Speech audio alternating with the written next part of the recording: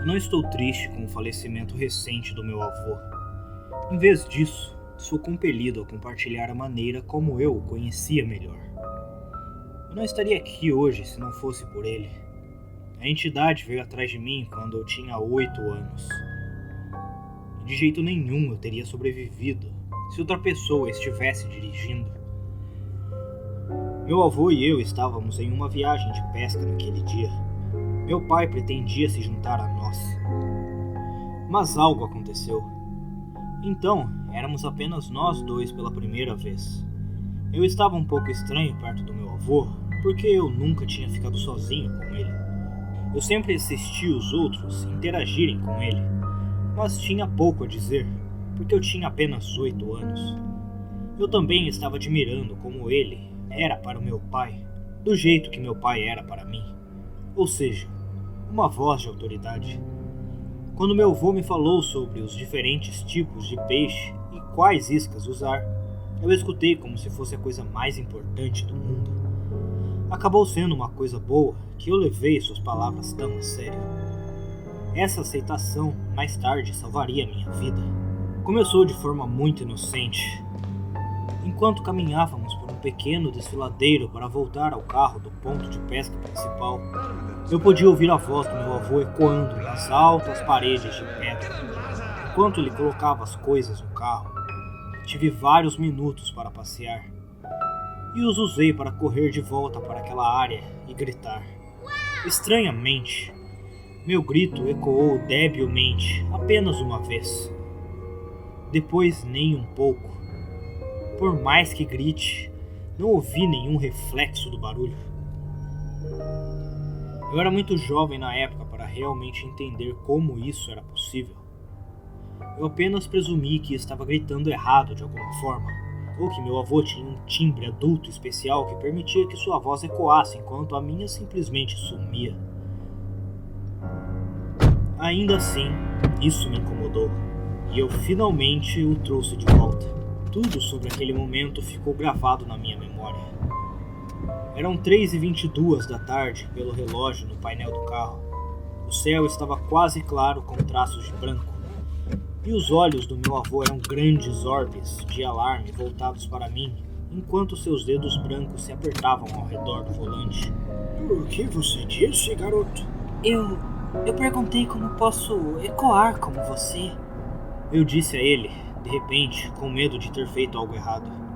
Eu gritei e não consegui ecoar.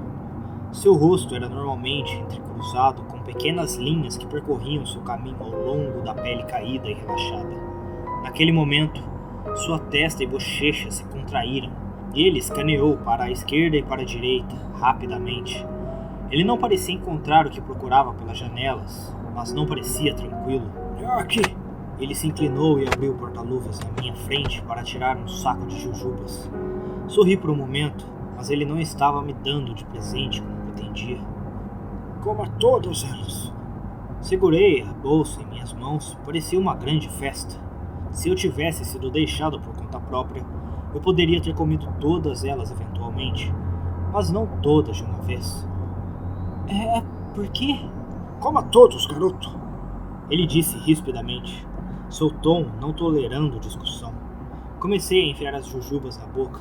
Ele olhou para baixo e ao redor, depois para o banco de trás, depois para sua garrafa térmica de viagem no porta-copos entre nós. Ele o enfiou em minhas mãos para se juntar ao saco de jujubas derramado. Beba isso, tudo isso. Eu não posso tomar café, eu disse a ele. Mamãe... Sua mãe vai entender. Beba. Eu sei que tem um gosto ruim, mas beba tudo. Seu olhar voltou a se concentrar em além de mim, e eu virei minha cabeça para minha janela para ver as colinas florestais passando em várias velocidades, com base em sua distância. As colinas mais distantes, no horizonte, mal pareciam estar se movendo, mas pensei ter visto um pequeno ponto no topo de uma. Meu avô agarrou meu ombro com uma mão. Beba, garoto, beba! E coma essas jujubas. Você precisa do açúcar e da cafeína. Vai tentar fazer você adormecer. Não deixe. Dizer que eu estava com medo, então, seria um eufemismo. Nenhuma parte de mim pensou que isso era algum tipo de brincadeira. Ele era um homem muito reservado e austero para isso. O café tinha um gosto horrível, mas engoli até que não sobrou nenhum. Depois disso, comecei a engolir jujubas inteiras até acabarem todas. Olhei para a direita, o ponto distante ainda estava lá fora. Mas agora uma cadeia de colinas mais perto. Ainda era minúscula, mas agora mantinha um movimento semelhante a algo balançando para frente e para trás. Olhei de soslaio para meu avô. Ele, por sua vez, desviou o olhar da coisa, a distância, para focar no meu rosto. Ele respirou pelo nariz e se virou para frente, determinado de uma forma que nunca tinha visto. Sua perna se moveu e o carro começou a acelerar. Nós já estávamos ultrapassando o limite de velocidade na estrada vazia. O açúcar e cafeína e o medo começaram a me afetar. Lembro-me das minhas bochechas e testa esquentando e minhas mãos ficando úmidas. Eu perguntei: O que está acontecendo? Eu estou com medo. Tenha medo. Ele respirou. Seus olhos na estrada, enquanto ele continuava a pisar no acelerador. Eu podia ver a agulha passando 80. Isso vai te ajudar a mantê-lo acordado. Essa coisa esquecida por Deus, veio para sua avó e começou do mesmo jeito. Pouco antes de uma longa viagem, notamos que a sua avó não tinha eco. Seu rosto se contorceu em uma máscara furiosa. Mas os carros são muito melhores agora do que eram naquela época. Eu não vou deixar isso te pegar. Minhas costas começaram a pressionar com força no meu assento enquanto ele colocava o acelerador no chão. Observei a agulha passar no vento e então olhei pela janela novamente.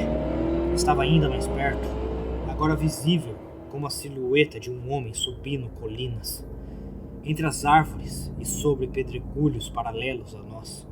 Ainda está lá fora. Meu avô grunhiu, com raiva, e audivelmente bateu o pé no chão.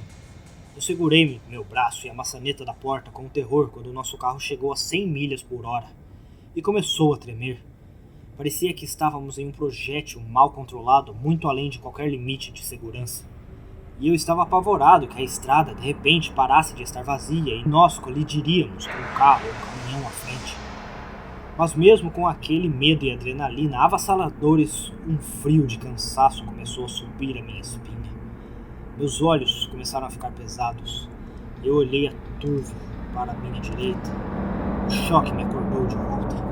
Estava no acostamento de Cascalho, a rodovia idiota, completamente visível, com uma silhueta humanoide negra, correndo a uma velocidade incrível ao lado de nosso carro. Naquela escuridão em movimento, eu podia ver pontos acesos que faziam parecer que eu estava olhando para a própria noite. O sol da tarde queimava no céu acima de trás dele sem nenhum efeito, olhando enquanto seus pés borrados começavam a cruzar a linha pintada na beira da estrada. Eu me senti sonolento novamente. Estava correndo paralelamente a nós, mas se aproximando cada vez mais. Acorde! Meu avô gritou, arriscando uma mão fora do volante a 110 km por hora para sacudir meu ombro. Está tentando drenar a vida de você, acorde! Ele puxou o carro uma pista para a esquerda e, ainda pressionado no meu assento pela aceleração, olhei para os traços hipnóticos no meio da estrada. Pouco a pouco, pés pretos começaram a pousar entre cada traço, acompanhando o nosso ritmo. Lembro-me do carro sacudindo violentamente ao redor, do jeito que imaginei um ônibus espacial decolando com força ao redor de seus astronautas. Agora sei que estávamos cruzando 120 e nos aproximando do máximo que o carro podia oferecer. Mas, na época, fui pego observando os traços hipnóticos e as estrelas naquelas pernas vazias se movendo, para frente e para trás enquanto ele corria ao lado do carro, e abaixou-se com uma mão para abrir a porta. O vento soprou ao meu redor enquanto a força do vendaval de 120 milhas por hora de ventos rasgava minhas roupas e cabelos. Acordando no meio do caminho, eu gritei e meu avô empurrou o carro para a esquerda novamente o máximo que pôde sem sair da estrada. Inquietável, a silhueta, correndo, segurou a porta aberta contra o vento com seu braço cheio de estrelas e frio e atroz. Se começou a se preparar para entrar no carro conosco. Outro braço agarrou meu pescoço, e o frio que trouxe não pôde ser descrito com meras palavras. O mais próximo que posso chegar é dizer que as vastas velocidades e uma força de cosmos antivida me odiavam. Em algum lugar, gelo e antivida eram uma regra, movendo-se pelo vazio em velocidades absurdas. E essa coisa era uma pequena parte daquela vontade de morte, mas não estava totalmente aqui. Ele só poderia interagir conosco em determinadas janelas. Isso é o que eu acredito agora.